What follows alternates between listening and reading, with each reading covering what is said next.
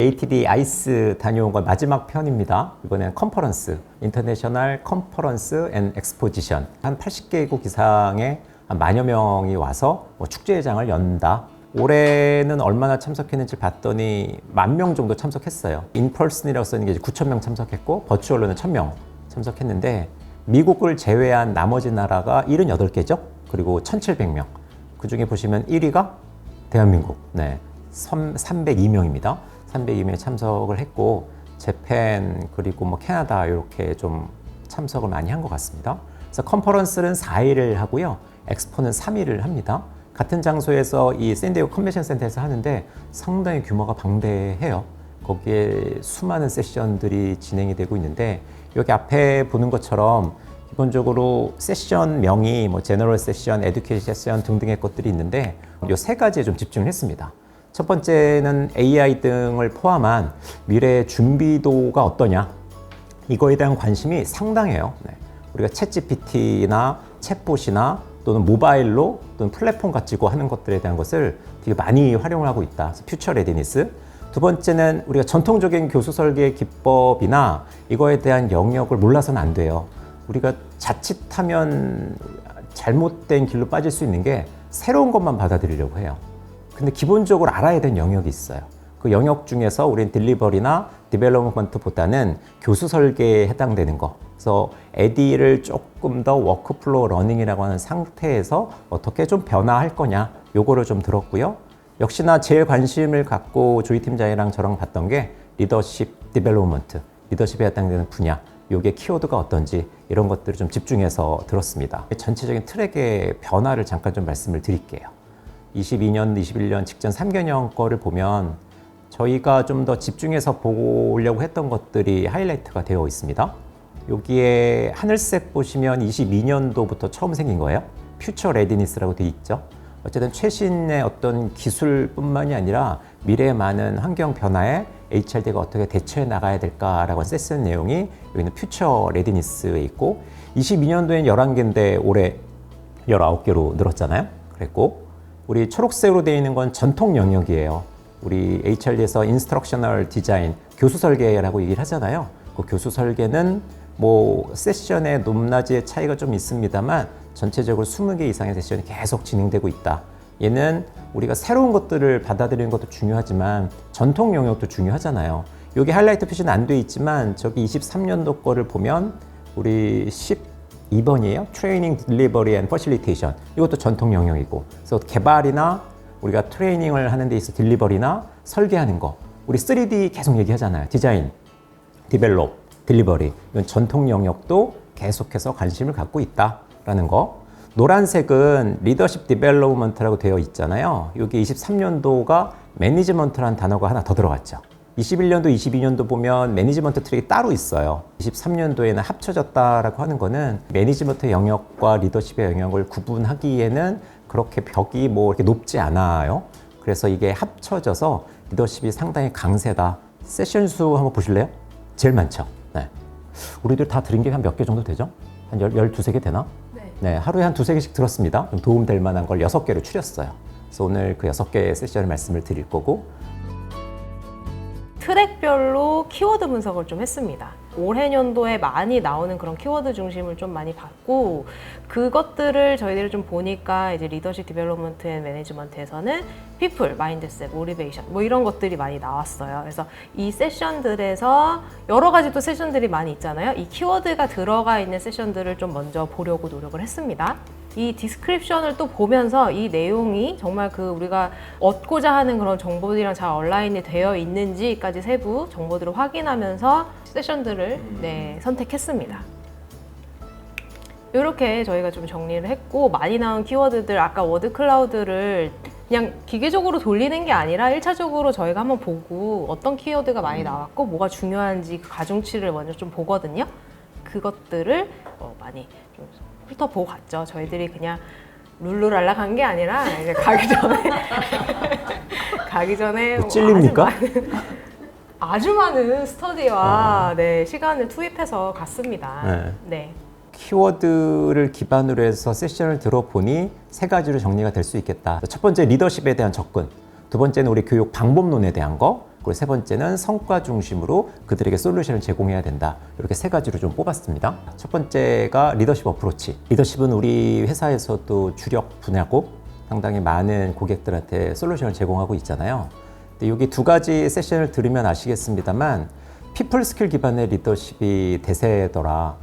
여러분들 뭐 ESG 경영하면서 DEI 얘기 많이 듣잖아요. 그래서 그 DEI 중에 핵심이 되는 맨 뒤가 인클루전이라고 하는, 그래서 인클루시브 리더십, 그 기반은 공감이다. 정서지능 리더십도 우리 회사 컨텐츠가 또 강하잖아요. 정서지능도 공감을 기반으로 한다. 대부분이 다 사람 중심으로 리더십에 대한 강조를 꽤나 많이 하고 있더라. 그래서 그것 위주로 저희가 한번 리더십에 대한 접근이 필요하겠다. 퍼포먼스 리더십이든 피플 리더십이든 우리는 여러 가지 솔루션을 갖고 있어야 됩니다만 최근에 어쨌든지 간에 이 환경에 대응할 수 있는 것들을 보면 우리 성과 관리 프로그램도 마찬가지 피플 스킬 기반으로 구성원과 터치를 더 자주 하고 그들에게 공정성을 기반으로 해서 그 과정 관리를 해주는 게 중요하다. 거기 핵심 키워드가 공감이다. 뭐 이런 얘기들 좀 많이 있습니다. 그래서 첫 번째가 리더십 어프로치. 두 번째는 방법론을 고민을 했어요. 여기 러닝 메서달러지라고 써놨는데 뒤에 설명드릴 내용들을 보면 우리 회사에서 간과해서는 이제 안 될 것들을 많이 느꼈습니다. 현실이 어쩔 수 없잖아 라고 하기에는 이제 경고등이 켜진 것 같아요. 무슨 얘기냐? 우리는 오프라인 교육을 주로 하고 있죠. 그리고 포멀 러닝이라고 정형학습을 하잖아요. 학습자나 교수자가 있어서 정해진 프로그램을 갖고 한단 말이에요. 걔를 대면으로 하는 오프라인 교육, 그리고 비대면으로 하는 온라인 교육들을 해요. 그런 것들이 정형학습이에요. 우리 회사에서 하는 대부분은 오프라인 기반의 정형학습을 한단 말이죠. 그런데 일회성의 교육으로 그걸 학습자들이 현업에 가서 적용을 하기엔 한계점을 누구나 다 알고 있어요. 그래서 우리는 많은 노력들을 좀 하고 있는 게 어쨌든 그 교육 시기도 교육생들이 원하는 그들에게 필요한 시기에 불러다가 하는 것들, 학습을 끝나고 나서 그들이 가서 써먹을 수 있는 것들을 마이크로 러닝으로 우리 영상도 만들어주고 또 사후 레터 같은 것들을 계속해서 우리가 추진하는 이유도 그런 것들이에요. 근데 그거에서 멈춰서는 안 되겠다. 이제는 일터 안에서 학습과 일이 동시에 반복적으로 계속 이루어져야 된다는 강조를 너무나 많이 하고 있어서 아 맞아 라고 하는 거로는 멈추지 말자. 이제 좀 더 새로운 것들에 대한 툴이나 이런 것들을 더 도입해야 되겠다라는 생각들을 많이 했습니다. 걔가 두 번째예요. 세 번째는 퍼포먼스 임프루먼트라고 해서 성과 촉진의 인터벤션이라고 되어 있는데 여기 참고할 수 있는 자료들도 마찬가지 이번에 메서달러지랑 이제 연결이 되는 부분이에요. 두 번째에 해당되는 학습이 내가 성과에 영향을 주지 않는다라고 하면 우리 교육은 의미가 없잖아요. 그럼 걔가 성과에 영향을 주려면 이 일터라고 하는 워크프레스 상태에서 지속적으로 뭐 너칭이라고 하는 어떤 개입, 그리고 그들이 자발적으로 자기가 자기주도 학습을 할 수 있는 여러 가지 툴, 그래서 성과와 관련이 된다라고 생각을 하지 않으면 이 학습자들이나 우리 교육 담당자분들은 그 프로그램에 대한 매력을 못 느끼게 된다는 거죠. 그래서 세 번째 꼭지를 어쨌든 성과 중심의, 우리가 학습 패러다임이라는 것도 있지만 성과 중심의 패러다임으로 과연 우리의 컨텐츠가 그들의 성과에 영향을 주느냐를 고민을 해야 된다. 그래서 부사장님 가시기 전에 많이 보고 가셨는데 가기 전과 후가 어떻게 다르신가요? 가기 전과 후는 정말 많은 걸 느꼈어요. 우리 같은 컨설팅 회사에 있는 사람들이 더 가야 되는 무대가 ATD 아이스다. 왜냐하면 거기에서 발표하는 사람들의 대부분이 기업에서도 발표를 하지만 대부분이 솔루션을 제공하는 회사에서 자기들의 프로그램을 발표를 해요. 그러면 우리와 같은 업을 하는 사람들이란 말이지. 그런 사람들이 고민하고 있는 것들을 컨퍼런스뿐만이 아니라 엑스포에서도 그런 솔루션들을 제공해 준단 말이에요. 그래서 나는 그것들이 기업의 담당자분들보다 우리 같은 컨설팅업을 하는 사람들이 꼭 가봐야 되겠다라는 생각이 들었고, 두 번째는 이제 다녀오면 여러 유수 기관들이 디브리핑 같은 걸 하잖아요. 디브리핑 내용들을 보면 대부분이 트랙이 이렇습니다. 세션의 키워드를 뽑아보니 이렇더라고요. 그래서 그 세션의 주요 내용은 뭡니다. 이런 얘기를 해요. 그러니까 팩트 중심으로 디브리핑을 한단 말이죠. 그걸 왜 그렇게 하나라고 나는 의아했는데 가서 봤더니 그렇게 할 수밖에 없는 구조더라라는 생각이 들었어요. 그게 사실 그 세션의 내용을 듣고 제대로 이해를 해서 이걸 씹어가지고 시사점까지 도출하기 쉽지가 않아요. 조이 팀장 정도 영어가 돼야 물어봤거든, 중간에. 몇 프로나 이해하냐? 한 7, 80% 이해가 된대요. 저는 한 20, 30%? 거기에 AI 번역기 그지 같은 거랑 강의안 이렇게 띄워놓고 보니까 그나마 한 40, 50% 이해가 되더라고. 그래서 그걸 아주 주의 깊게 집중해서 들어서 그거를 정리를 해가지고 그것을 시사점을 끄집어내기에는 그만한 의욕이 있는 사람이 별로 없어요. 그래서 우리는 어쨌든 그거를 좀 가져와야 되겠다는 생각을 하니까 엑스포에 가서도 끄집어 당길 수 있는 게 뭐냐, 이 세션을 우리 컨텐츠에 어떻게 접목할 거냐는 관점으로 좀 보면 거기에서 이제 에너지를 좀 쏟을 수가 있죠. 해서 저희가 이렇게 좀 차별화되게 디브리핑을 좀 해보자, 전체는 아니지만 부분이라도 다르게 접근해보자라는 생각을 참 많이 했습니다. 말씀하신 것처럼 정말 그 세션에서 처음과 끝을 좀 경험할 수 있게끔 해드리기 위한 그 학습 경험을 좀 같이 해드릴 수 있게끔 정리를 했습니다. 그러니까 저도 디브리핑을 자료들을 지금 한 3, 4년째 보고 있어요. 그랬을 때 머릿속에 남는 것들이 많이 없더라고요. 그 와중에 중요하게 생각했던 키워드인데 이걸 어떤 솔루션으로 풀어나가면 그 업체를 좀 찾아서 홈페이지에 들어가서 어떤 컨텐츠 제공하고 있는지 제가 추가적인 리서치를 하지 않고서는 제 거로 만들기가 참 쉽지가 않았거든요. 근데 이번에 세션들을 온전히 다 들어보니까 그 안에서 받게 되는 어떤 개인적인 인사이트들이 있어서 이게 참 정보의 양이 중요하다라는 생각을 했고, 그것을 온전히 저희들이 진짜 말 그대로 딜리버리 할 수 있도록 처음과 끝을 좀 정리를 해봤습니다. 그래서 원소스 중심으로 저희들이 공개를 해드릴 거예요. 강의안을 받았는데 그 강의안을 저희들이 가공하지 아니하고 이제 그분들이 진짜 발표했던 것들, 이때는 어떤 얘기를 했는지 정도들을 좀 짧게라도 좀 전달 드리려고 합니다.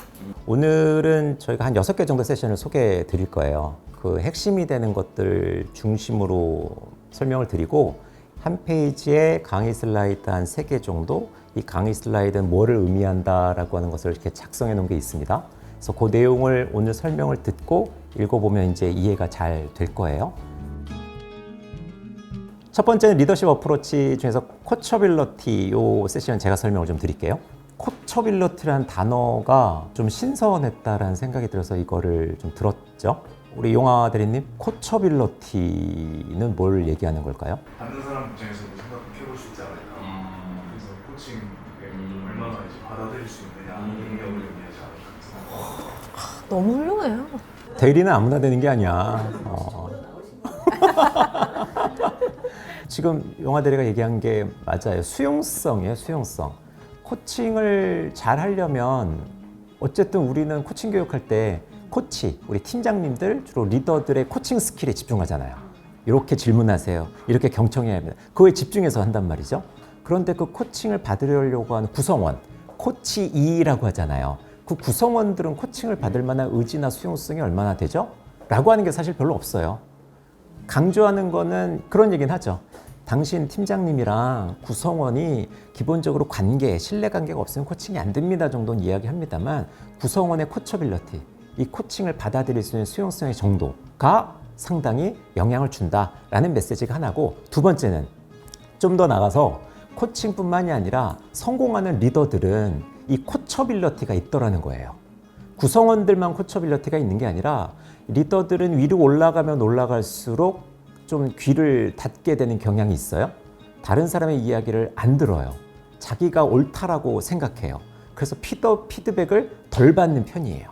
피드백을 많이 받고 그거를 구성원들한테 구하는 리더들이 성공을 하더라라는 이런 연구 결과들을 이야기를 합니다. 그래서 여기는 코칭에 있어서의 그동안 간과했던 수용성, 또 하나는 성공하는 리더들은 코처빌러티가 있더라. 그럼 우리 코처블 리더가 되려면 뭐가 필요하냐? 뭐 이런 얘기들을 여기서 해주고 있습니다. 그래서 첫 번째 장표 보면 제가 방금 설명드린 코칭 스킬이나 이런 테크닉 같은 것들을 상당히 많이 집중해서 교육 프로그램을 운영하고 있다. 그리고 코칭의 성공은 뭘 요구하느냐? 우리 코치랑 코치이 사이의 신뢰관계, 이런 관계 형성이 중요하다. 이런 것들은 상당히 많이 강조를 하고 있고, 오히려 코치이라고 하는 구성원들에 있어서의 관심은 그닥 높지 않았다라고 이야기를 합니다. 그의 연구 결과인데요. 코칭 스킬이 물론 중요합니다만 여기서 이야기하는 인플로이, 구성원들의 코처빌러티가 기본적으로 어느 정도 있느냐에 따라서 코칭의 성공에 아주 중요한 그 요건이다라고 하는 것을 강조를 좀 하고 있습니다. 더 나아가서 여기 디레일먼트라고 돼 있잖아요. 우리 리더십 할 때 디레일러 이렇게 얘기하거든요. 그러니까 그 탈선하는 사람들이에요. 잘 가야 되는데 그 길로 못 가고 저기 보시면은 그냥 수평적으로 가버리거나 아니면 나락으로 떨어지는 경우들 이야기하잖아요. 저 위쪽으로 하늘색의 포텐셜 계속해서 성장하는 리더들이 있고 어느 순간인가 정체되는 리더들이 있어요. 사람들은 어디까지 올라가느냐? 그들이 나는 이제 여기까지인가 보다 라고 인식하는 데까지 올라간대요. 뭔 얘기예요? 팀장 되고 실장 되고 본부장 되고 이렇게 올라간단 말이에요. 올라가는 그 사람 능력이 있어 올라가잖아요. 근데 어느 순간 이제 내가 여기까지인가 보다. 더 이상 성장하기가 어렵구나라는 것을 인식한다라는 거예요. 그래서 그러한 것들이 리더가 많이 인식하게 되면 더 이상 성장하려고 하는 것들을 멈추고 거기서 계속 답보 상태에 있거나 오히려 잘못되면 그냥 탈선하는 경우들이 발생이 되죠. 근데 저렇게 잘 나가는 사람들은 무엇을 갖고 있더냐라고 하는 거를 연구를 해봤더니 seek 그리고 respond 요거를 잘하는 사람들이래요. seek은 구하는 거잖아요. 찾는 거잖아요.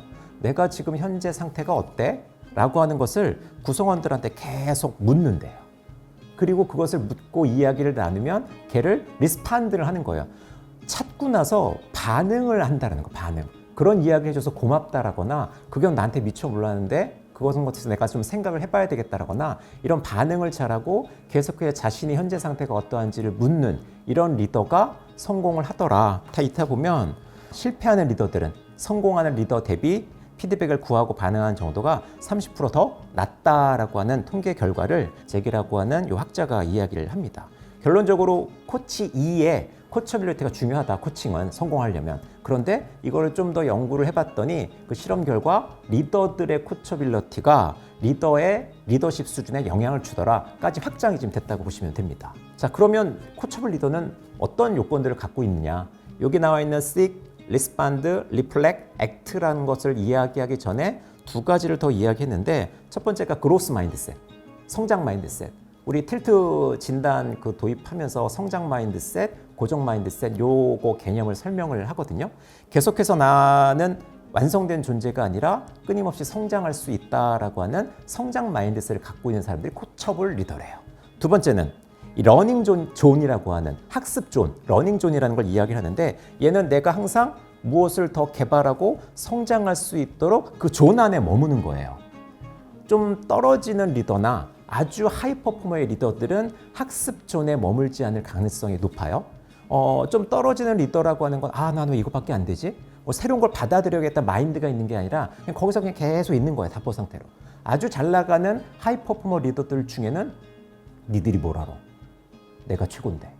나는 완벽한 사람이야. 라고 생각할 수 있게 되면 오히려 그 러닝 존을 바깥으로 내버려져서 내가 새로운 것들을 받아들여 피드백을 구할 가능성이 별로 없더라. 여기 통계 결과가 나오는데 이거는 짧게 말씀드리면 여기에 어떤 결승점에 해당되는 거를 여기까지가 다다. 잘못된 결승점을 생각을 한다거나 슈퍼맨 스탠스라고 돼 있잖아요.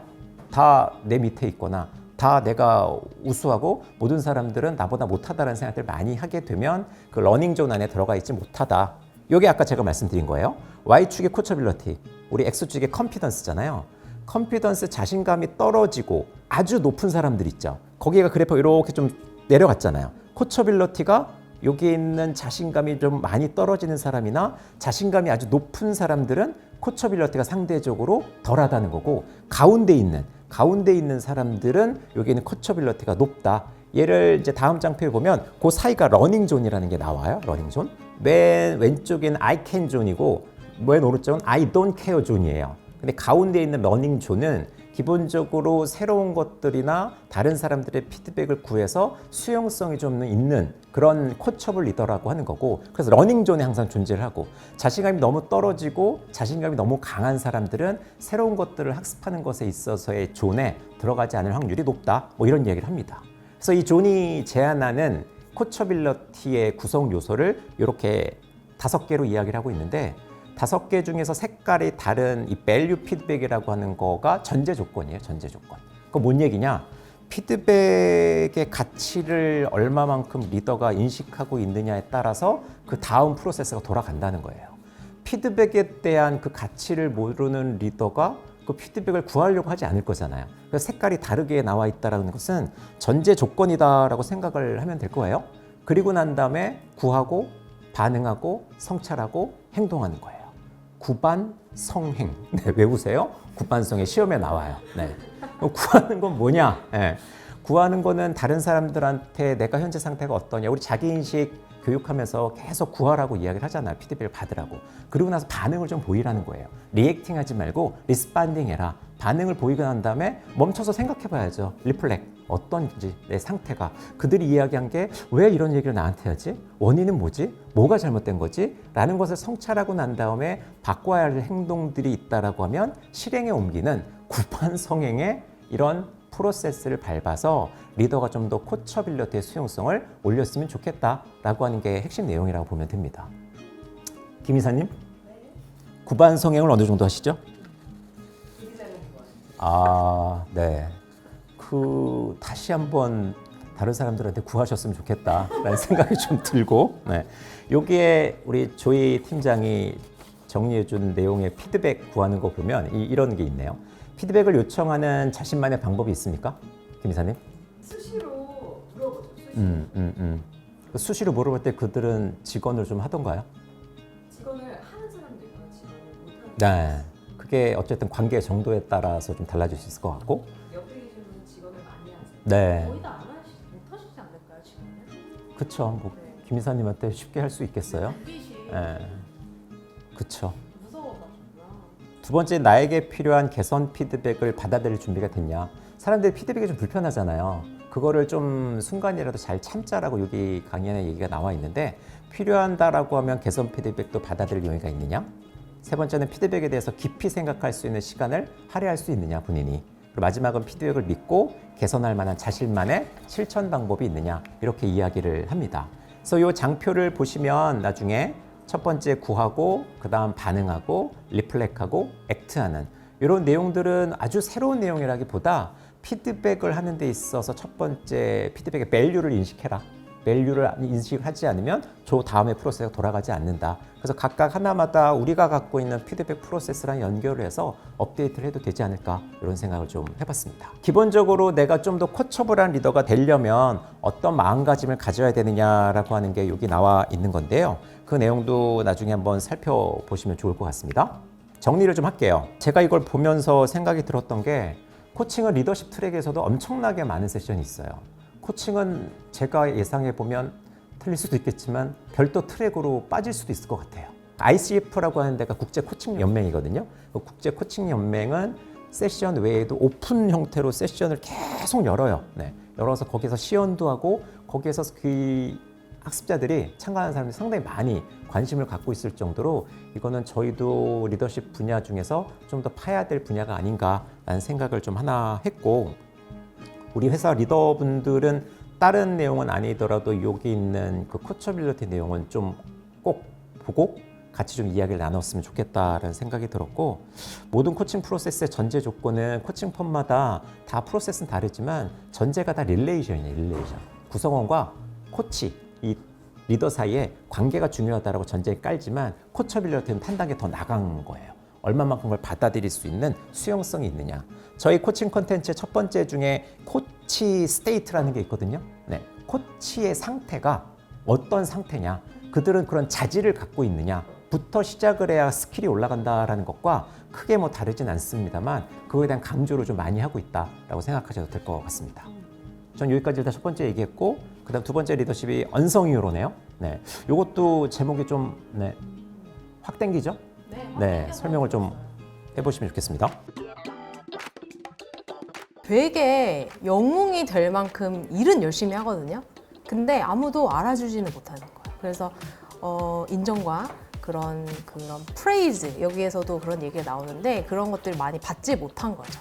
이런 사람들, 우리가 여기에서는 미들 매니저라고 합니다. 그러니까 중간 관리자들을 언성 히어로로 표현을 한 건데요. 그 사람들의 역량 개발을 위해서 뭐 어떻게 해야 되는가라는 부분들로 이제 세션들이 정리가 됐는데, DDI 컨텐츠가 소개가 돼요. 그래서 저희도 조금 차용할 수 있는 것들이 뭐가 있을지, 어떤 솔루션으로 구조화해서 고객들한테 제공하는지 궁금해서 이 세션을 좀 들었습니다.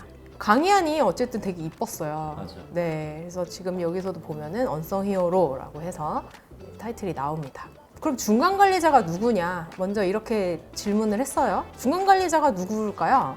뭐 하는 사람들일까요? 중간 관리자. 낀 세대라고 표현하는 낀 세대? 왜 껴 있어요? 리더한테는 압박받고 리더한테는 피드백을 원하고 보통 그쵸. 이제 C-레벨 경영진 분들 아래 임원 분들과 그다음에 진짜 이 현장에서 뛰는 우리 플레이어들을 또 관리하는 그러한 중간 관리자가 이제 우리가 얘기하는 그 중간 관리자라고 얘기를 하는데 여기에서 이런 말을 합니다. 다른 뷰로 중간 관리자를 지금 보고 있다, 기업들이. 먼저는 이제 발표자가 마크 주커버그 이야기를 했거든요. 마크 주커버그가 무슨 얘기를 했냐면 관리하는 관리자를 또 키워내는 관리자를 자기는 원하지 않는다. 내 조직이 조금 더 수평화될 필요가 있다. 나는 그 중간 관리자가 개인 기여자로, 그러니까 인디비주얼 컨트리뷰터로 일을 하기를 원한다.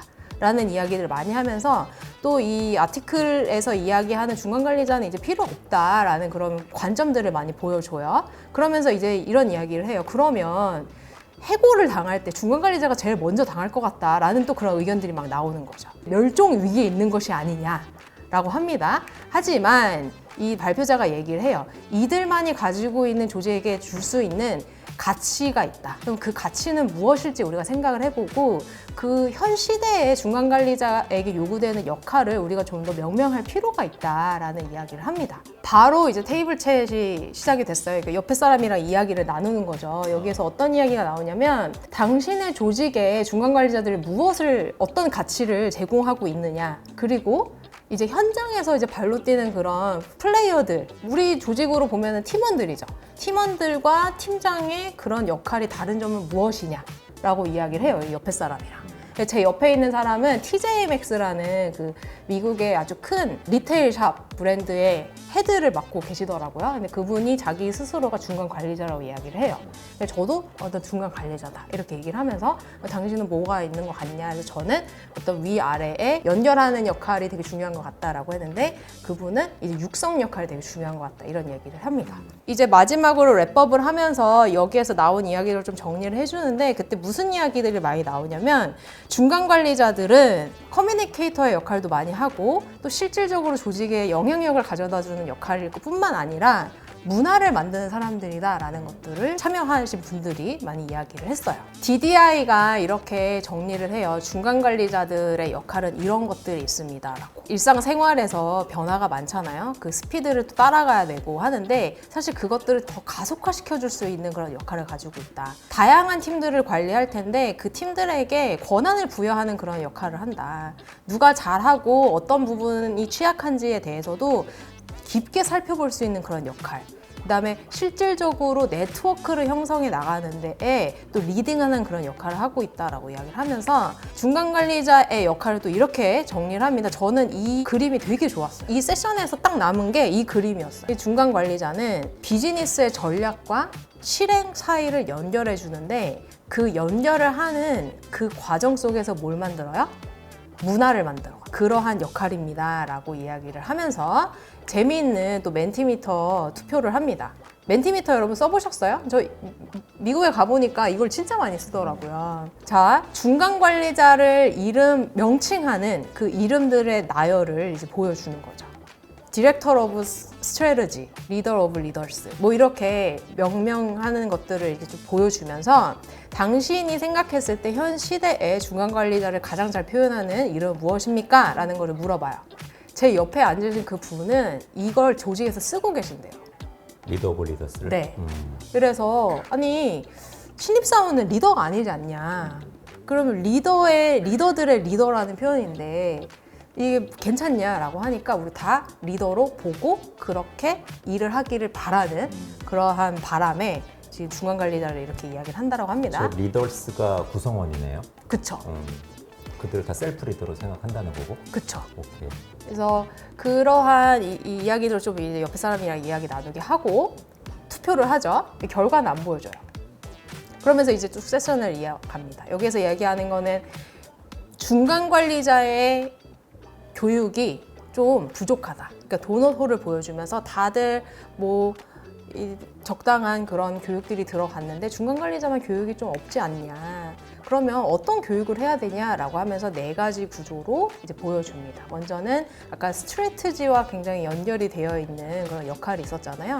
진짜 그 사업을 이끌어가는, 그러니까 결과를 만들어가는 데 필요한 그런 역량들, 또 팀을 관리하는 것들, 영향력을 만들 수 있는 그런 네트워킹을 만드는 것, 또 자기 관리를 할 수 있는 그런 방법들에 대해서 이야기를 합니다. 이것들을 가지고 과정들을 만들 때에는 5가지 설계 원칙이 있다라고 이야기를 했어요. 저는 이게 굉장히 좋았거든요. 그러니까 자기들만의 과정을 만드는 설계 원칙이 있는 거예요. 첫 번째는 개별화한다라는 거죠. 개별적으로 자기에게 필요한 것이 무엇인지를 확인할 수 있는 그 시간들을 주고 툴을 준다.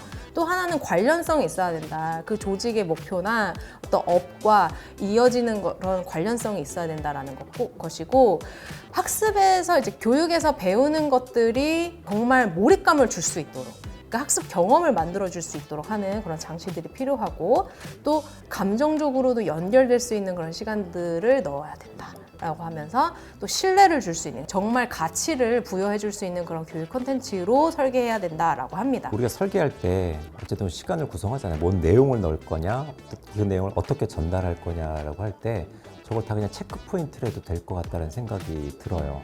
퍼스널라이즈드는 여기서 대표적으로 얘기한 게 이제 진단 툴 우리도 많이 있잖아요. 진단 툴로 어쨌든 이 개별화하는 거, 이 콘텐츠가 그 사람들한테 적합한 거야? 그러니까 렐러번트하냐라는 거를 항상 따져봐야 되잖아요. 똑같은 내용이어도 그거를 누가 듣느냐에 따라서 같은 내용을 다른 방식으로 하니까, 이머시브의 어쨌든 이 게임기 요거 조그 셔틀 같은 게 있잖아요. 요즘 얘기하는 게이미피케이션, 좀 더 즐겁게 학습에 참여할 수 있는 방법론 같은 것들, 휴머는 울림이 있어야 되니까 이번에 그런 공감에 대한 단어들을 많이 이야기하는 것만큼 그런 휴먼에 해당되는 거, 뭐 트러스트는 당연히 또 포함되는 거라서 얘는 이렇게 하였는가 우리가 설계를 할 때 이게 다 되었는가 라는 체크 포인트를 해도 괜찮겠다, 이런 생각이 들었습니다. 네. 그러면서 세션에 들어오신 분들에게 물어봐요. 이 중에서 정말 집중하고 싶은 그 원칙 하나는 무엇이냐라고 합니다. 다 고르잖아요? 그러면은 지금 보면은 노란색이 뭐죠? 노란색이. 제일 많이 나온 게 이 세션들에서 가장 많이 나오는 것들 뭐 뭔지 바로 이렇게 보여주고, 그 다음에 재밌는 게 옆에 제가 사진을 갖다 놨죠. 퍼스널라이즈드네요. 퍼스널라이즈. 그 다음에 이머시브. 아까 그 순서대로요. 아까 순서. 그 순서대로요. 하면서 전지 활동을 해요. 거의 한 300명 있었지 않았어요? 300명인데 전지 하나 갖다, 지금 2개 갖다 놨죠. 지금 이 설계 원칙별로 전지 2개 갖다 놓고 FT도 없어요. 그냥 자원에서 나와서 그냥 쓰고 다 막 해요, 서로 그냥. 이야기 나누는 거예요. 저기 전지 보면 저 색깔은 가운데 색깔이죠. 우리 이머시브. 저게 중요해 라는 사람들 다 저희 부석탱에 가가지고 자발적으로 자기가 쓰면 누가 얘기하면 그걸 또 정리하고 이렇게 하더라고요. 그러니까 5군데에 크게 모여 있는 거야, 이 사람들이. 저는 한 군데 이렇게 좀 훑어다니면서 결과물만 찍어왔습니다. 결과물만 찍어왔는데, 퍼스널라이즈도 되게 재밌는 게 뭐 호건 진단, 버크만 진단 이런 것들이 있어. 다양한 이제 의견들이 이렇게 나왔었어요. 이 설계 원칙으로 이제 만든 그들만의 과정을 이제 여기서 홍보하죠. 전이 형태로 이제 홍보합니다. 위에 보시면은 A Program for Leaders of Leaders라고 되어 있죠. 원래 본인들의 그 중간 관리자 프로그램은 저 이름으로 진행이 되었던 것 같아요. 근데 우리 세션명으로 이제 언성 히어로라고 이제 이야기를 나눈 거죠. 자, 그렇게 됐을 때 우리가 이때 마지막으로 이런 이야기를 합니다. 아까 투표 결과를 보여드릴게요 라고 하면서 진짜 쇼처럼, 원래는 미들 매니저스 메이컨 임팩트 이렇게 되어 있었는데, 자, 결과를 보여드릴게요 하면서 밑줄 쫙 그어지면서 스트래티지 커넥터 막 이러면서 이제 세션이 마무리돼요. 그러니까 많은 사람들이 가장 많이 뽑은 이름이 스트래티지 커넥터라고 하는 거죠. 결국에는 이제 전략과 연결하는 그 연결점에서의 역할이 굉장히 중요하다라고 많은 사람들이 보고 있고, 우리가 과정을 만들 때 조직에서 중간 관리자의 역할이 무엇이고 그들을 더 빛나게 해줄 수 있는 가치가 무엇인지를 먼저 확인해서 브랜딩을 해줘야 된다라고 하면서 이제 세션이 마무리가 됩니다. 쇼잉이 참 좋아요, 여기가. 멘티미터. 그런 것들을 팍팍팍 올리고 이것들을 쫙 보여주니까, 네, 그런 게 인상 깊었어요. 네. 다음 것도 제가 말씀드릴게요. 이번에는 learning methodology. 발음도 다르구나. modern learning 이코시스템, 모던 러닝 이런 것들. 발표자는 LearnKit이라는 곳의 이제 대표인데요. 이 사람이 디즈니에 굉장히 오래 있었어요. 디즈니 L&D에 되게 오래 있었고 IT 업체의 어떤 그런 혁신적인 그런 이런 모던 러닝 이코시스템을 구축하는 데 있어서의 경험들이 많이 있고 최근에 이 이름으로 책을 또 냈습니다. 그래서 이 내용들이 굉장히 좋아서 또 공유를 좀 해드릴게요. 먼저 세션 자체를 이 자전거로 시작을 해요. 어린아이가 성인 자전거를 탈 수 있을까요? 안 되죠. 성인들이 어린아이가 타는 그런 자전거를 탈 수 있을까요? 그것도 안 되죠. 그러니까 L&D가 그러니까 러닝 앤 디벨롭먼트입니다. 그 교육을 기획하는 사람들이 가지고 있는 한계점에 대해서 이야기를 하는 거예요. 현실적으로 하지 못하는 것들. 그것을 어떻게 표현했냐면 이렇게 자전거의 사이즈를 맞추지 못하는 것처럼 각자에게 맞는 그런 교육들을 지금 제공해 주는 것이 참 어려운 그런 현실이다라는 것들을 이야기를 해줘요. 그러면서 지금 L&D가 가지고 있는 아주 가장 큰 챌린지 3가지를 이야기를 합니다. 변화의 속도에 따라가지 못한. L&D가 변화조차도 느끼지 못할 때도 있다라는 거죠. 그것이 가장 큰 챌린지이고 두 번째는 교육할 시간이 없어요라는 거예요. 그 시간들을 따로 만들어서 그런 기회들을 제공해주는 그 환경 자체 세팅이 참 어렵다라는 거고 이 발표자가 집중하고 있는 얘기하고 싶어하는 진짜 메시지는 1번에 있습니다. 한국말로 하면 이걸 유산으로 하는데 어떻게 보시면 되냐면 고착화된 그런 생각으로 해석을 하시면 될 것 같아요. 학습이라는 거는 우리가 학교에 가서 교실에 앉아서 책을 펴고 공부하는 것과 같아 라는 그 생각, 완전히 그 픽스된 그런 생각을 이 단어로 표현을 합니다. 이것이 L&D가 현 시점에서 극복해야 될 챌린지라고 이야기를 하고요. 2022년 딜로이트 보고서에 이런 그 표가 나왔다라고 해요. 스킬 중심의 교육으로 변화시킬 때 조직의 가장 큰 장애물 몇 가지 이렇게 나온 거예요. 그 중에 제일 위에 있는 게 뭐예요? 아까 말한 레거시 마인드셋이죠. 교육은 학교에 가서 공부하는 것을 그렇게 해야 돼 라는 거. 그 다음에 변화의 그런 니즈가 있는데 그것들을 다 따라주지 못하는 것들. 그 다음에 그 안에서 우선순위가 돼야 되는 것들이 있죠. 우선순위라고 하게 되면 사실 우리가 업무를 보는 거기 때문에 그 업무 현장에서 문제 해결을 더 잘하게 해주는 그런 지원책일 거란 말이죠. 그것들이 우선순위 정렬이 잘 되어 있지 않다라는 것들을 이야기를 합니다. 아까 앞에서 말한 3가지 챌린지랑도 잘 연계가 되는 그런 이야기예요.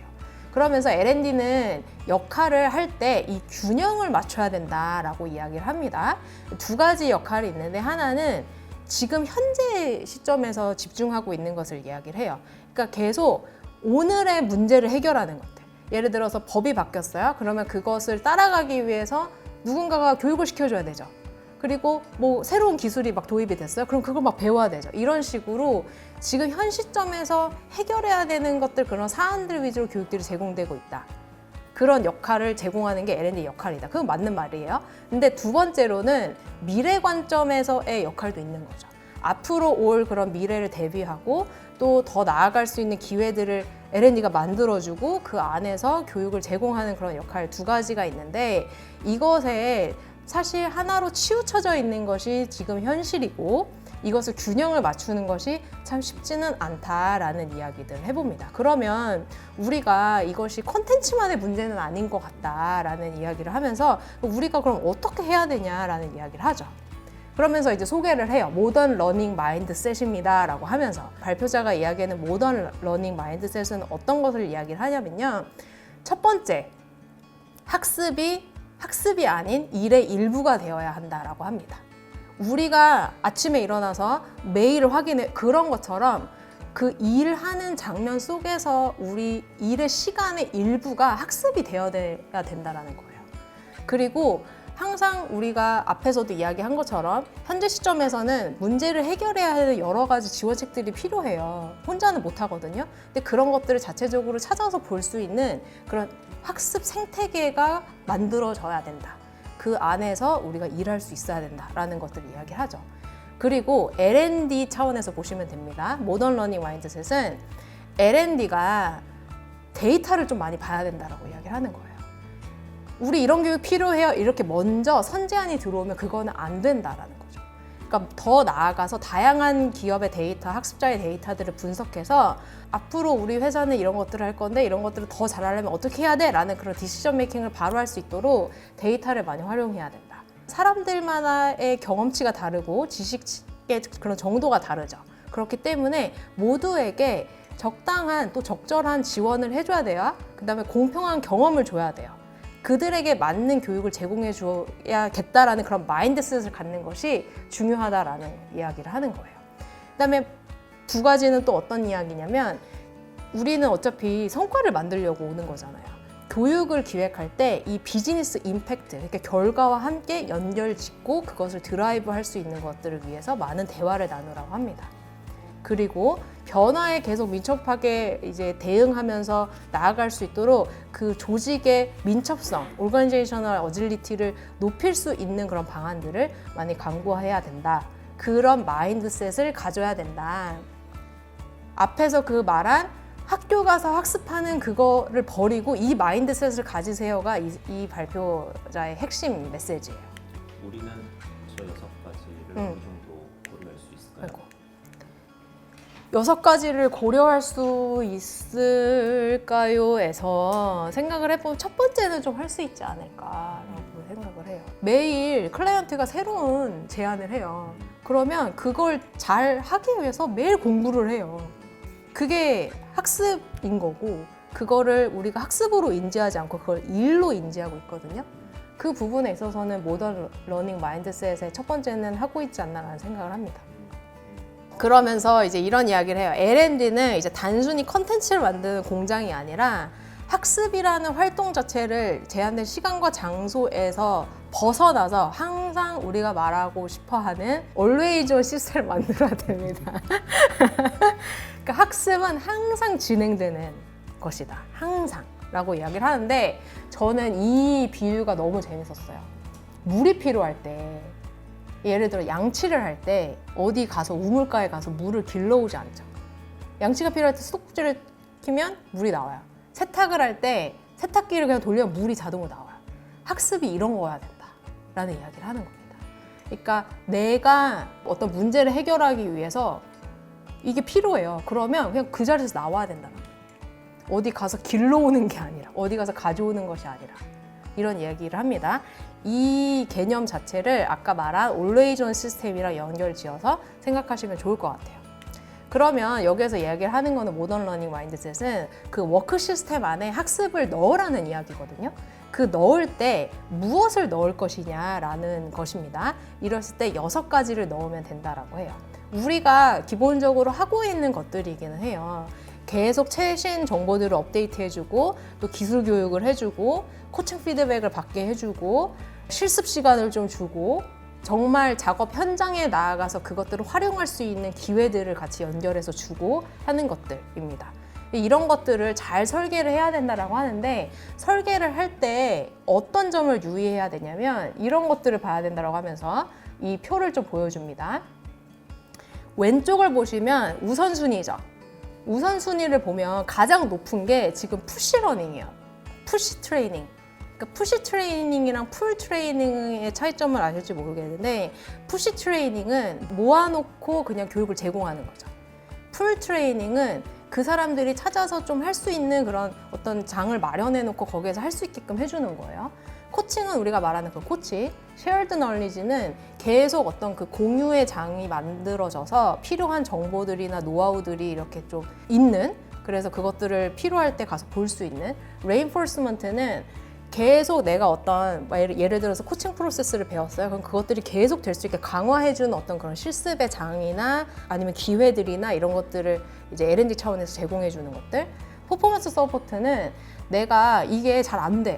코칭 프로세스 뭔지 모르겠어. 그랬을 때 어디 가서 물어볼 곳이 있는 곳인 거예요. 이런 지원이다라는 건데 이게 보시면은 왼쪽에 프라이어리티가 푸시 트레이닝이 제일 높죠. L&D가 기획을 할 때. 근데 아래쪽에 그 X축을 보면 어때요? 어베일러빌리티가 이제 X축인데 푸시 트레이닝은 가장 낮죠. 가장 높은 게 뭐야? 쉐어드 널리지. 사실 그 사람들이 유용하게 바로 가서 찾을 수 있는 정도는 푸시 트레이닝보다는 퍼포먼스 서포트나 아니면 쉐어드 널리지 이 인터벤션, 그러니까 L&D가 줄 수 있는 이 인터벤션이 훨씬 높다라는 거예요. 그렇게 됐을 때 우리가 모던 러닝 마인드셋으로 교육을 기획한다라고 하면 사실 이런 그림이어야 된다라고 하는 겁니다. 먼저 우선순위 정렬을 쉐어드 널리지로 먼저 가고, 뭐 예를 들어서 컴퓨터를 고치는 사람이에요. 그랬을 때 이게 뭐였더라 라고 했을 때 가서 찾아볼 수 있는 곳이 있어야 되고 물어볼 수 있는 그런 지원책이 있어야 된다는 거죠. 계속 그 행동들을 강화할 수 있는 그런 기회나 또 교육의 장들이 계속 있는 거, 이게 이런 설계가 되어야 된다라고 이제 발표자가 이야기를 합니다. 요거를 잠깐 보면 이제 어쨌든 아래쪽에 그걸 더 많이 해야 된다는 거잖아요. 네. 여러분들도 요걸 보시면 위에는 트레이닝 중심이고 아래는 자기들끼리 자발적으로 뭐가 이루어지는 거고 자기가 뭐 잡 에이드든 뭐 필요한 것들에 대한 뭐 지원책을 찾는 거잖아요. 그래서 위쪽은 우리가 이야기하는 어떤 강의장에서 이루어지는 포멀 형태, 아래쪽은 그 일터에서 워크플레이스에서 벌어지는 자발적으로 이루어지는 인포멀 형태, 이런 식으로 구분이 돼 있다라고 이해하시면 더 이해가 잘 될 것 같아요. 네. 네. 그러면서 아까 제가 반만 보여드렸던 그 그림이 완성이 돼요. 이 교육에 적합한 지원들이 잘 받아지면 이 직원은 동기가 생기고요. 계속 자기 어떤 노하우나 그런 것들을 공유하는 장들이 마련해지고요. 그런 또 데이터들을 가지고 또 L&D는 또 그것들을 활용할 수 있고, 이러면서 계속 이 always on 시스템이 만들어져 간다. 근데 그게 학교에서 되는 것이 아니라 그냥 일터에서 일하는 그 어떤 일부로 이 시스템이 계속 돌아간다라는 것을 이야기를 하는 거죠. 그렇게 됐을 때는 L&D의 역할 자체도 코스를 만들고 뭐 프로그램을 만들고 뭐 딜리버리하고 이런 것이 아니라 채널을 열어두고 리소스를 큐레이트하고 계속 그 어떤 민첩성을 위해서 교육들을 제공하고 하는 그 시스템을 만드는 것들을 집중해야 됩니다라는 것들을 이야기를 합니다.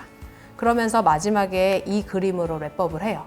모두가 자기에게 적합한 딱 맞는 자전거를 타고 원하는 지점까지 행복하게 갈 수 있는 그날을 위해서라고 하면서 이제 이야기를 마칩니다. 두 번째 메사달라지. methodology. 두 번째 해당되는 요 내용은 그러니까 워크플로우 러닝이란 말을 되게 많이 해요. 얘가 워크플레이스 러닝이라는 일터 학습이라도 조금 다르고, 그래서 여러 가지 개념들을 먼저 좀 설명해 드리고 난 다음에 그러면 이 워크플로우 러닝에선 에디는 어떻게 돼야 된다, 이런 것들 좀 보완했으면 좋겠다라고 여기는 바비 그 모델을 하나 제안을 합니다. 요거는 우리가 강의할 때 많이 쓰는 것들이잖아요. 70대, 20대, 10배 법칙. 사람이 어떻게 성장하느냐. 10%는 우리가 주로 제공하는 트레이닝, 포멀 러닝으로, 두 번째 20%는 소셜이라고 되어 있는데 다른 사람들을 통해서, 주로 리더를 통해서 코칭받고 멘토링 받고 가이딩 받아서 사람이 성장을 하죠.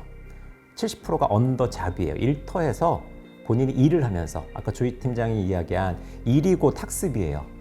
그들이 일터에서 학습이 이루어질 수 있도록 하는 게 사람의 성장에 제일 영향을 미치더라. 우리는 고객들한테 여러 인터벤션을 제공할 때 어디예요? 70대, 20대, 10 중에서 트레이닝 쪽이 강하죠. 네. 어쨌든 실제 일터에서 벌어지는 일들은 고객 담당자들이 계속해서 여러 가지 거리들을 좀 제공을 하고 우리는 이제 지원해주는 수단이죠. 그래서 여기서 얘기하는 워크플로우 러닝을 라이프라고 저기 써 있잖아요. 그래서 Learning in the flow of work, 일터 상황에서의 학습. 일을 하면서 학습이 자발적으로 이루어져야 된다는 것을 강조한 개념이라고 보면 되고, 우리가 그 전에 워크플레이스 러닝이라고 하는 거는 일터 학습이라고 해석을 하잖아요. 일터 학습은 여기도 있지만 OJT, 뭐 SOJT, 뭐 액션 러닝, 그건 그냥 장소 개념이에요. 거기 다 불러다가 교육장에서 교육회가 아니라 일터에서 실제 학습이 이루어질 수 있도록 해가 워크플레이스 러닝이고, 여기는 워크플로우 러닝은 일과 학습을 분리하지 말고 일이 곧 학습이야.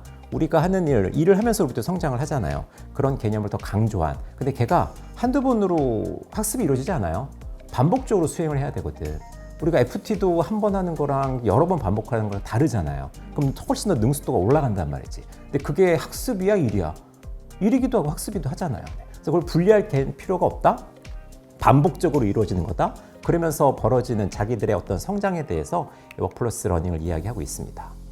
여기서 이야기하는 거는 저 앞에 이제 망각곡선을 보통 얘기하잖아요. 앞에는 train이라고 써 있죠. 그다음 transform, 그다음 sustain.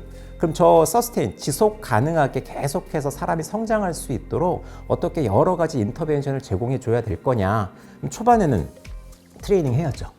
걔가 학습에서 일에 성과의 전이가 되려면 뭘 넣어야 되느냐. 그럼 전이가 되고 난 다음에 어떻게 그걸 지속 가능하게 할 거냐가 핵심이다. 그래서 워크플로우 러닝이라고 하는 것은 한두 번의 일회성 교육이 아니라 일회성 교육 후에 우리 같은 컨설팅 회사가 됐든 고객 담당자가 됐든 학습이 계속 이루어질 수 있는 여러 가지 것들 방책들을 내줘야 된다. 모던 러닝에서 이야기하는 개념들이 다 거기 들어가 있는 거예요. 그래서 워크플레이스 러닝의 어떤 개념은 저기 임베딩이라고 되어 있잖아요. 그래서 몸의 어떤 체화, 내재화 될 때까지 그런 학습이나 일이 벌어져야 된다라고 이야기를 하고 있는 거고, 요건 전통적인 ISD 모델이 에디예요. 그죠? 오른쪽에는 Job Performance First Focus라고 해서 실제 성과가 우선인 우리가 학습 패러다임이 아닌 성과 패러다임 기반으로는 어떻게 이루어져야 된다. 뭐 하셔에서 에디를 쓰긴 썼지만 과연 우리 멤버들은 에디를 얼마나 알까? 겉핥기로 아는 건 아닐까? 에디로 교육과정은 개발을 하나? 그럼 에디랑 다른 거의 차이는 뭘까? 뭐 이런 생각들을 해봤는데 딱히 이렇게 자신 있게 얘기할 수가 없겠더라고. 공부 좀 하자라는 차원보다는 에디가 이런 한계점이 있으니 새롭게 도입되고 있는 여러 가지 방법론들을 좀 써봤으면 좋겠다라는 바람이 있습니다. 전통적인 에디는 학교 교육, 트레이닝 중심, 교수자 중심, 그리고 지식과 스킬의 전달이에요. 우리 그런 거 많이 하잖아요. 걔가 필요해요. 걔 외에 추가적으로 일터에서 벌어질 수 있는 성과 중심의 퍼포먼스 서포트라는 얘기가 무진장 많이 나와요. 그들의 성과에 지원해 줄 수 있는 방책이 뭐가 있을까요? 우리가? 그런 것들을 고민할 필요가 있겠다. 그래서 왼쪽에는 트레이닝 중심이다. 학습이 주다. 오른쪽은 학습이라고 하는 것은 성과가 나야지 의미가 있는 거다. 그것을 강조하고 있는 거고, 왼쪽에는 교육을 얘기하고 있는 거예요. 우리는 HRD를 하는 사람이지 교육만 하는 사람은 아니에요. HRD를 하는데 교육이 많은 부분을 차지하고 있는 거예요. 교육적인 솔루션도 제공해야 되지만 그들이 실제 일터에서 교육 외에 다른 학습이 자발적으로 이루어질 수 있도록 그런 인터벤션을 제공해야 된다. 그래서 그런 것들을 계속 찾을 수 있도록 좀 노력을 해보고 싶다. 이건 워크플로우 러닝의 어떤 디자인의 피라미드, 저 맨 위에 컨텍스트, 태스크, 서포팅, 날리지라고 하는 것들을 얘를 이렇게 뒤집어 놨어요. 보시면은 업무 일터 맥락에서의 여러 가지 것들에 대한 상황, 그리고 아주 빠르고 자세한 과제들, 그리고 서포팅한 날리지, 우리 지원해 줄 수 있는 지식들을 그 다음 것들을 보면 우리 리소스가 여러 가지가 있잖아요. 러닝 리소스도 있고 피플 리소스. 이들이 자기가 스스로 찾아서 필요하면 사람을 좀 보내주세요. 코치를. 아니면 내가 도움받을 수 있는 재료 좀 주세요. 라고 하는 것들. 학습은 뭘로 하면 됩니까를 우리가 그걸 캐치를 해서 바로바로 링크를 걸어줘야 된다라고 하는 내용이고, 저기에 보면 우리 J 세 가지를 했잖아요. Just enough, just in time, just for me. 현업의 적용도가 일회성의 교육으로 한계가 있는데, 얘는 일회성의 이벤트성의 교육보다는 그들이 가서 어쨌든 써먹을 수 있는 걸 알려주니까 몰입도가 높아질 수밖에 없죠. 이멀시브라고 하는 게 게임으로도 하지만 렐러번트라고 써 있었잖아요. 그 관련성이 있으면 사람들은 몰입하게 되어 있어요. 그래서 우리도 충분히 그러한 것들을 접목을 해서 일회성의 교육이 아닌 일터에서 벌어질 수 있는 것들에 여러 가지 인터벤션을 줄 수 있겠다. 에디는 이런 어댑트, 말을 참 잘 만들잖아요. 이런 어댑트를 좀 고려를 해봐라. 그래서 뭐 온라인을 해라, 디벨롭 해라, 구조화해라, 퍼포먼스 서포트, 성과 지원에 대해서 제공을 해라, 하이 리스크의 스킬을 좀 더 타겟팅해라, 뭐 이런 얘기예요. 요게 그 맨 마지막 타겟 하이 리스크 스킬이라고 써져 있잖아요. 추가적으로 설명을 해준 건데 봐보세요. X축이 이 교수 시간이잖아요. 근데 왼쪽에는 전통적인 트레이닝이에요. 오른쪽은 셀프 디렉티드 러닝이고 자기주도 학습이잖아요. 그래서 워크플로우 러닝은 이렇게 구조화가 돼야 된다는 얘기예요. 뭔 얘기냐? 트레이닝이라고 하는 건 시간이 가면 갈수록 줄어야 돼요. 워크플로우 러닝은. 그리고 자기주도 학습은 조금씩 늘어나야 돼요. 조금씩 초록색으로 늘어나야 되는데, 저기 보시면 Job Aid Support 4월에 더 보내드리죠. 마이크로러닝으로 영상 보내자라고 하는 거 막 주잖아요. 우리가 첫 출발점에 잊어먹지 않게.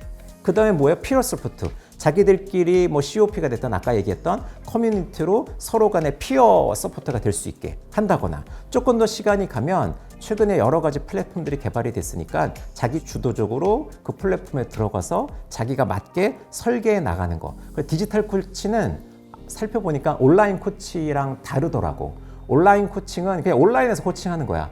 대면으로 코칭하는 거랑 온라인으로 코칭하는 거의 차이. 근데 여기는 디지털 코치는 플랫폼을 기반으로 해서 자기 스스로 퍼스널라이즈드 할 수 있는 진단을 하고, 진단 결과로 해서 코치를 고르고 난 다음에 코칭을 실시하고, 끝나고 나 자기가 스스로 셀프 피드백하고, 이러한 일련의 과정들을 여기에 플랫폼에다가 집어넣는 거죠. 엑스포에 다 보지는 못했는데 그런 모바일 코치라고 하는 챗봇 말고 그런 대면 말고 비대면으로 이루어지는 플랫폼의 코칭의 회사들도 꽤나 많이 있었던 것 같아요. 그래서 저 화살표는 점점점 이 워크플레이스에서 기본적으로 일과 학습이 병행해서 자기주적으로 일어날 수 있도록 계속해서 저런 인터넷을 제공해 줘야 된다라고 네, 오늘 아침에 해석을 했어요. 이게 뭔가라고 한참 보다가 네. 그래서 이 모델을 제안을 해요. 이 모델을 enable. 첫 번째 EN 저거 좀 읽어봐 주실까요? Enable to align. 네, 얼라인을 하라라고 하는 건데 저게 analyze and align이라고 돼 있잖아요. 우리가 설계를 할 때 비즈니스 임팩트, 도대체 그 비즈니스에 영향을 끼칠 수 있는 요구사항들이 무엇인지를 보고 분석해서 얼라인 해야 된다라고 하는 게 첫 번째고요. A. Analyze to design. 네, 애널라이즈랑 디자인을 같이 하네요. 아래 보면 에디 있죠.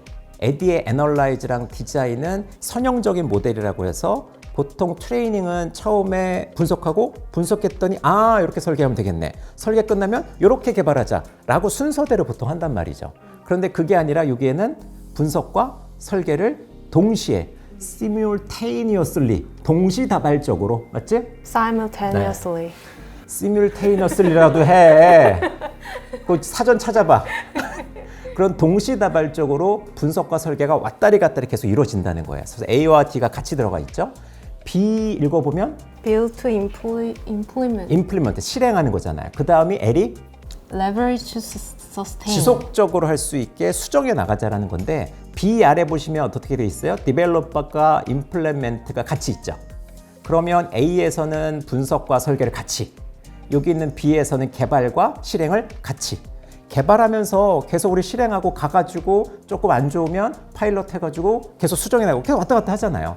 그런 것들을 어떻게 인터레이티블리, 이게 뭐예요? 계속. 수정해 나가면서 반복적으로 이렇게 해야 된다. 그것을 B와 L이 선순환이 이루어질 수 있도록 이렇게 돌아가라는 겁니다.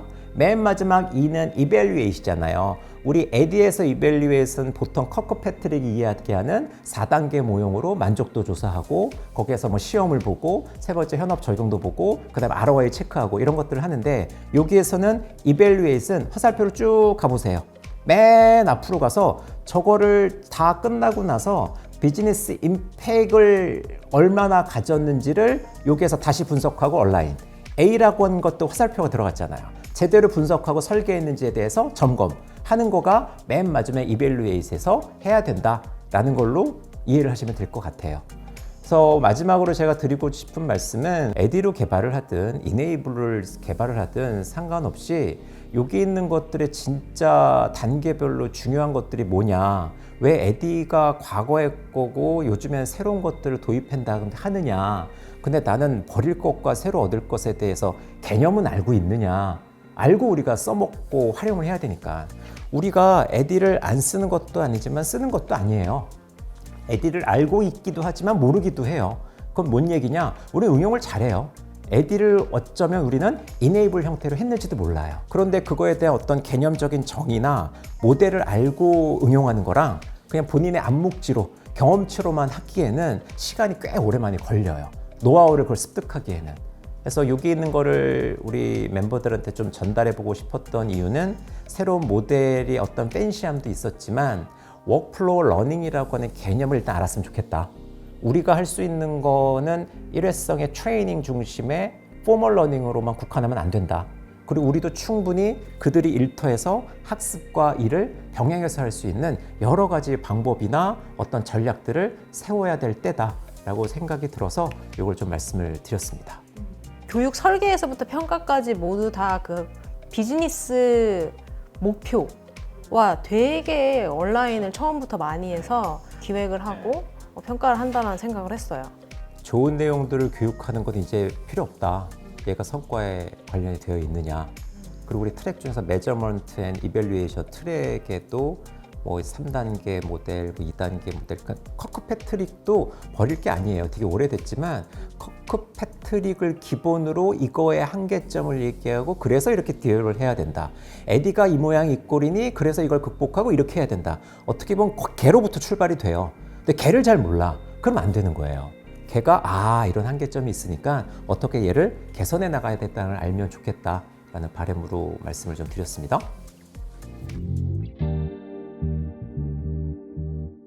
세 번째 메서달러지 보세요. 네, 메스더의 마지막인데 이거는 제가 개인적으로 관심이 있어서 하루를 듣고 나서 보니까는 이제는 내가 실질적으로 적용할 수 있는 그런 세션을 좀 들어야겠다라고 해서 온보딩을 들은 거고 여기에 되게 많은 사람들이 왔었습니다.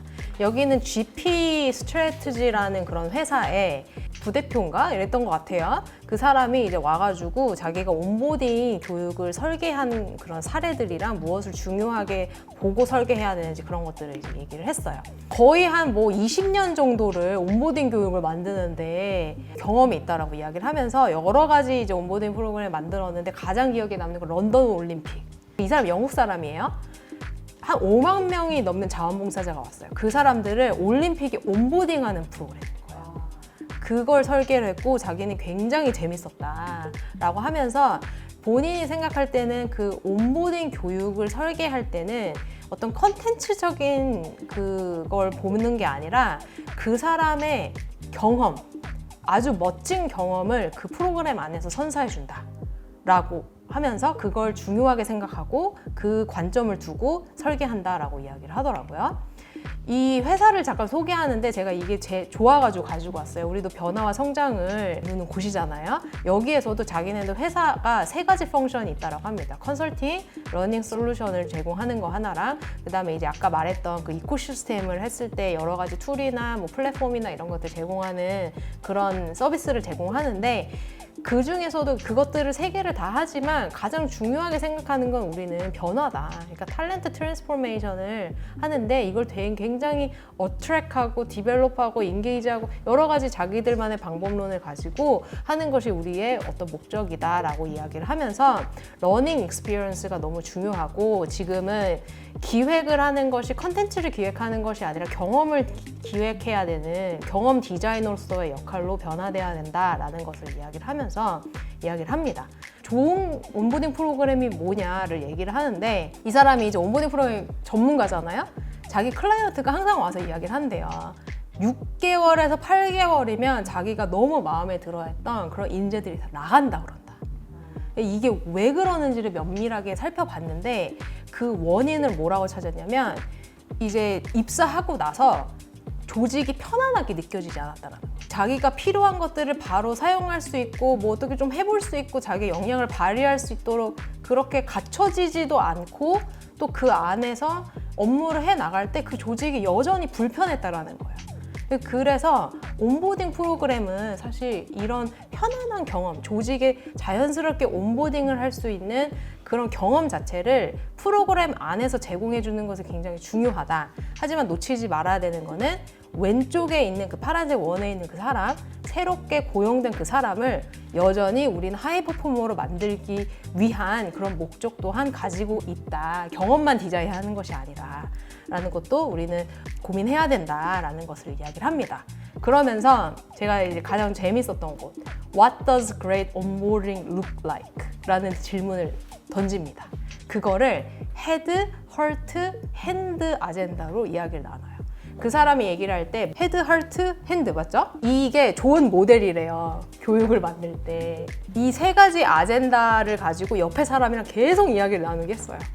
제 옆에 있던 사람은 군부대 교육기획자였는데 되게 재밌게 이야기를 나눴어요.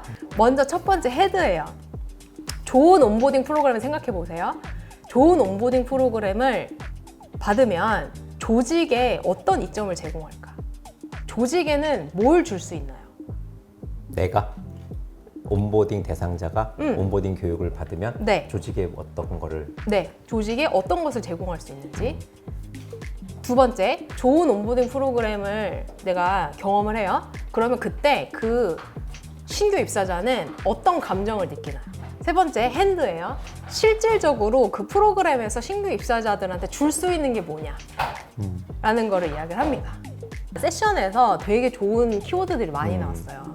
헤드에는 뭐가 많이 있냐면 qualified employee, reputation, 그 다음에 organizational point of view, 그 조직 관점에서의 어떤 그 시선들을 제공해 줄 수 있다. 뭐 이런 얘기를 했고, heart가 제가 되게 좋았던 게 좋은 온보딩에 참여한 신규 입사자들이 받는 감정에는 valued, 아, 난 가치 있는 사람이야.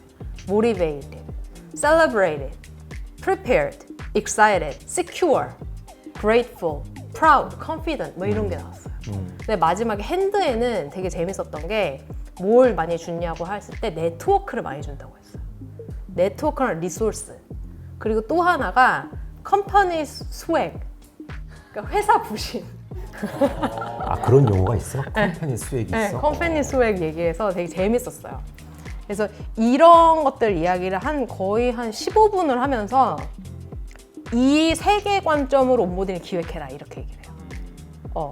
그 회사의 온보딩을 기획할 때 이 세 개를 뭘 해줄 수 있는지 그거를 얘기를 했었고, 마지막 그 중간에 또 이제 하나하나씩 이제 자기들의 전략을 풀어 나가는데, 그레이트 온보딩을 디자인할 때 6가지 전략으로 이야기를 해라라고 합니다. 첫 번째 비즈니스 전략이랑 연계해라라는 거고, 두 번째는 문화와 브랜드를 연결시켜라.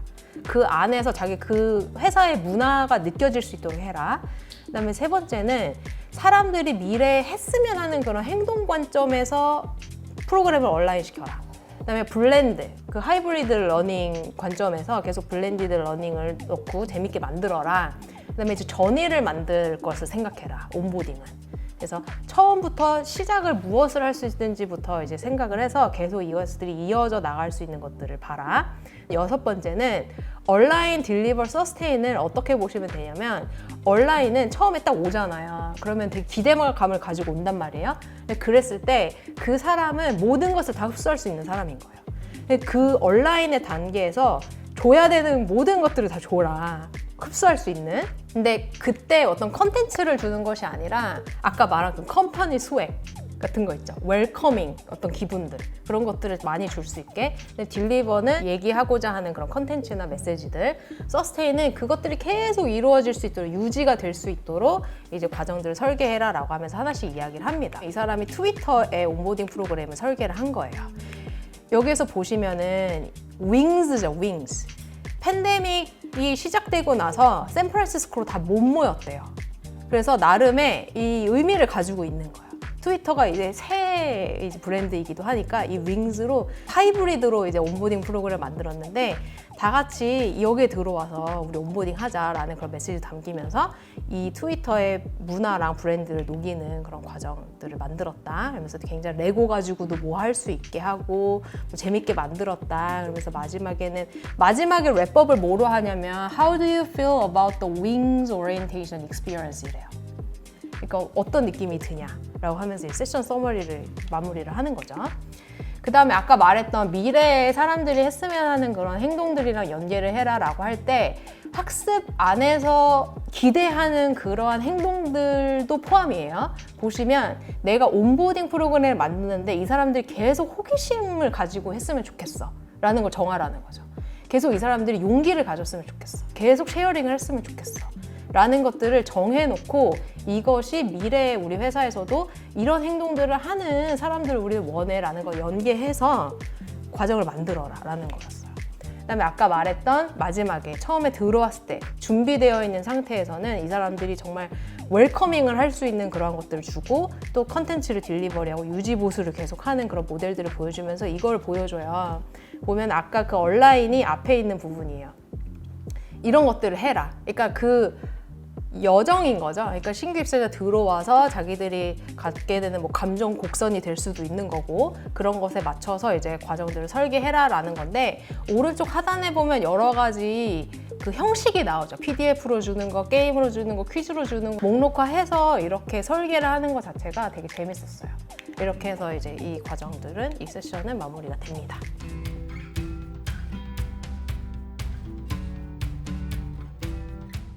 마지막이 퍼포먼스 임프루먼트.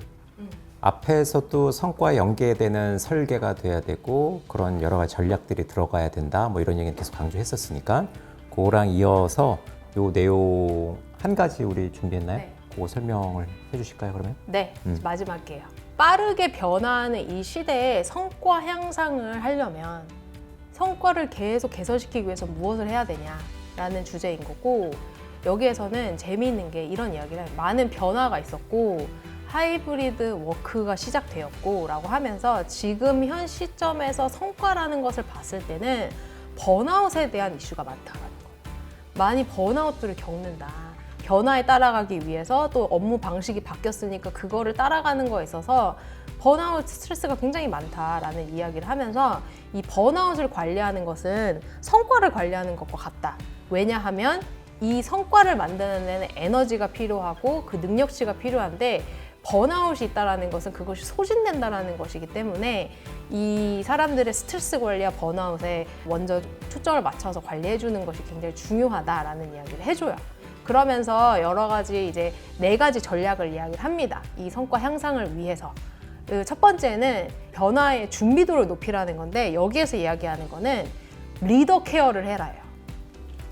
리더가 워크로드가 얼마나 하는지 좀 보고 또 타임 프레셔가 얼마나 하는지 또 커뮤니케이션은 잘 작동되고 있는지라는 것들을 잘 보면서 리더가 열심히 잘 편안하게 일을 할 수 있도록 리더들을 좀 많이 지원해주고 교육을 많이 시켜줘라 라는 이야기를 하면서 특별히 하이브리드 팀을 맡고 있는 그런 매니저들한테는 코칭과 이 팀빌딩과 커뮤니케이션 역량을 필수로 높여주는 그런 교육들을 지원해 주세요 라는 이야기를 합니다. 두 번째는 유연성을 더 높이라는 이야기를 해요. 이 유연성이 뭐냐면은 우리 자율 출퇴근제 같은 그런 것들인데 하이브리드 워크가 시작이 되면서 많은 사람들이 피로감을 느끼는 이유가 뭐냐면 일하는 시간이 더 길어졌다는 거예요. 그리고 스크린 뒤에서 하는 일들이 굉장히 많다는 거예요. 전화도 하고 뭐도 하고 뭐 보이지가 않으니까 사람들이 더 많이 일을 한다는 걸 잘 모르는 거죠. 그리고 일과 삶의 경계도 많이 없어지고 있다라는 거. 또 재미있는 것들은 당연히 좀 더 많이 일해야지 이런 기대감이 있다라는 거예요. 그리고 마지막으로 이게 있어. 매니저의 그 비현실적인 expectation, 기대치가 있다라는 거예요. 눈에 보이지 않으니까 이 정도는 해와야지 약간 이런 거죠. 근데 이것들을 이제 리더가 유연성을 높일 수 있게 플렉시빌리티를 더 줄 수 있도록 리더가 지원을 많이 해줘라 라는 이야기들을 많이 합니다. 그리고 세 번째는 성과 향상을 위해서 되게 재미있는 방법이었는데 땡큐를 많이 해라. 땡큐. 감사 표현을 많이 해라 라고 이야기를 합니다. 인정과 보상이라고 했을 때 뭐 돈과 연결되는 것들도 있겠지만 사람의 말 한마디가 이 어떤 성과를 향상시키는 지금 이 시점에서 현 시점에서는 더 필요하고 중요하다라고 이야기를 하면서 인정과 칭찬에 대한 이야기들을 합니다. 마지막으로 이 조직 관점에서 성과 향상을 높이기 위해서 해야 되는 거는 직원의 웰빙을 우선시해라 라는 거예요. 여기에서 보면은 최선을 다하는 그런 직원들은 최선을 다한다. 그러면 우리 회사도 직원의 웰빙과 또 그들에게 줄 수 있는 혜택들을 먼저 좀 바라보고 줄 수 있는 것이 무엇인지를 보고 제공해줘야 된다라는 이야기를 해요. 그러면서 그것들을 계속적으로 점검하고 확인하기 위해서는 조직 문화 진단이라든지 또 어떤 그 웰빙 관점에서 서베이를 많이 진행하십시오라는 제안을 하면서 이 세션은 마무리가 돼요. 그러니까 여기에서 되게 재밌었던 거는 제목을 보고 들어갔어요. Performance Improvement at the Speed of Change거든요. 되게 혹하잖아요. 근데 번아웃 얘기를 한 반을 했어요. 네. 그래서 저번에 왜 자꾸 번아웃 얘기를 할까? 이것이 정말 그 솔루션과 연결이 될 수 있을까라고 했는데 마지막에는 제가 좀 관점이 변화되는? 진짜 어차피 사람이 성과를 만들어내는 건데 그 사람이 가지고 있는 에너지를 관리한다는 것이 성과를 관리하는 것과 일맥상통하겠구나라는 생각을 하게 됐습니다. 요거를 조이 팀장이 이제 듣고 나서 그날 거기서도 잠깐 저한테 이야기를 했었을 때 기억나는 게 리더의 번아웃이 더 문제다라고 하는 거. 또 하나는 이제 웰빙 아까 이야기했잖아요. 그러니까 구성원 번아웃을 신경을 써야 된다는 얘기 많이 듣지만 그 리더가 오히려 갖는 이 오버로드나 번아웃 기미는 사실 우리가 방관하고 있는지도 모르거든요. 리더는 리더니까 알아서 잘 일하는 게 좀 깔려져 있죠. 근데 사실 우리가 교육을 하다 보면 리더급들이 상당히 힘들어하는 리더들이 많이 보여요. 근데 그들이 어쨌든 조직의 중심이라고 한다면 우리도 리더의 번아웃에 해당되는 것들을 좀 초점을 맞춰서 예를 들면 우리는 다 어떤 프랙티컬한 스킬이나 이런 것들만 하는 게 아니라 여기서도 웰빙을 강조하는데 우리는 다루지 않았지만 많은 부분이 구성원들의 행복, 웰빙 이런 걸 되게 많이 다뤄요. 어쨌든지 뭐 사람, 성과, 성장 이런 단어들은 늘상 나오는 것들인데 그들이 인생에 있어서 뭐 행복, 그들의 뭐 에너지 이런 얘기도 꽤 많이 나와서 그거는 우리가 교육 프로그램 확장할 때도 도움이 될 수 있겠다 이런 생각을 좀 해봤습니다. 네. 그래서 우리가 정서지능 프로그램을 여러 군데 활용할 수 있는 것들이 분명히 더 있을 것 같아요. 확장할 수도 있고. 네. 아담 그랜트 얘기한 걸로 오늘 마무리를 좀 짓겠습니다. 부럽더라고. 이러한 10,000명 되는 사람들 앞에서 밴드가 앞에서 막 노래를 부르면서 이제 ATD 회장 나오고 아담 그랜트가 딱 나오면서 이제 이러저런 뭐 할 얘기 있었나요? 얼굴 어떻게 자리 좀 마련해 드릴까요? 자, 그래서 충분히 마련해 드릴 수 있어요. 아담 그랜트가 이제 키노트 스피치 3명 중에 1명이라고 그래서 이 사람 건 들어야 되겠다고 해서 책 사서 반도 못 읽고 갔어요. 근데 이 사람의 어떤 공신력 때문에도 그런지 좀 와닿는 내용들이 많이 있어서 그거를 좀 말씀드리고 마무리를 하겠습니다. 여기 책의 부제가 저 The Power of Knowing What You Don't Know. 두 번째 제가 엑스포 세션 할 때 말했던 건데 당신이 뭐를 모르고 있는지를 알았을 때 느낄 수 있는 파워가 뭐냐.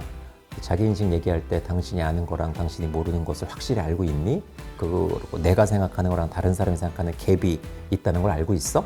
라고 하는 게 이 자기인식의 출발이라고 이야기를 하잖아요.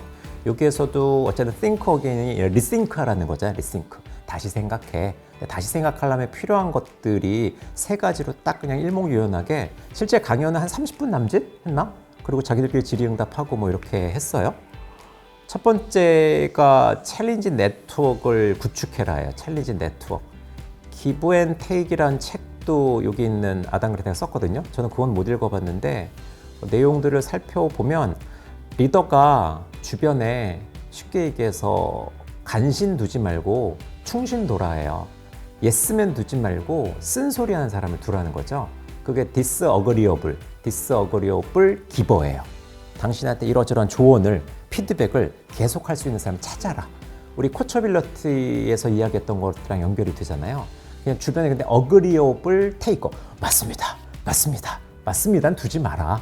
그래서 네트워크 구축을 여기에서 이야기하는 이 챌린지 네트워크를 둬야 본인이 다시 생각을 할 수 있다는 거죠. 아, 내가 이렇구나. 내가 예상외로 이렇게 받아들여주겠구나. 피드백을 구하라고 하지만 앞에서는 그 피드백의 가치를 느껴라라고 했잖아요. 여기에서는 내가 내한테만 좋은 말만 하는 사람을 두는 게 아니라 쓴소리하는 사람을 좀 둬라 라고 하는 게 첫 번째 메시지고, 리스팅크 하면 언런도 해야 된다. 언러닝 우리 얘기하잖아요. 고의로 잊어버리다라는 뜻이 언러닝이에요. 언러닝. 근데 제가 생각할 때는 일단 언러닝이 돼야 돼요. 그래야 리스팅크가 돼요. 언러닝은 내가 아닐 수도 있네. 아까 이야기했던 기본적으로 다른 사람들의 말을 수용하게 하려면 내가 생각해 그럴 수도 있다는 생각을 해야 되잖아요. 그래서 언러닝이 돼야 그 다음에 새롭게 생각할 수 있는, 다시 생각할 수 있는 힘이 생긴다. 뭐 이런 생각이 듭니다. 두 번째는 우리가 밥 먹듯이 이야기하는, 이번에도 이 psychological safety라는 심리적 안정감 용어는 아주 엄청나게 많이 나옵니다. 조직 차원에서 중요한 것도 있고, 어쨌든 이런 심리적 안정감을, 우리 회사는 심리적 안정감이 있는 회사야, 그러니까 맘 놓고 이야기해, 편하게 얘기해라고 해본들 심리적 안정감을 갖지 못한다는 거예요. 뭐 어떻게 하는 거냐? 본인이 먼저 까라는 거예요. 리더가 나 부족해, 나도 완벽한 게 아니야, 우리 리더 연기 두 분 들었잖아요. 브레네 브라운 리더 연기 보면 vulnerability라고 하는 취약성이라는 얘기가 나와요. 나도 다 잘하는 건 아니야. 나도 이런 게 부족해. 나를 좀 도와줬으면 좋겠어. 라고 하는 게 그들에게는 심리적 안정감을 갖는다는 거죠.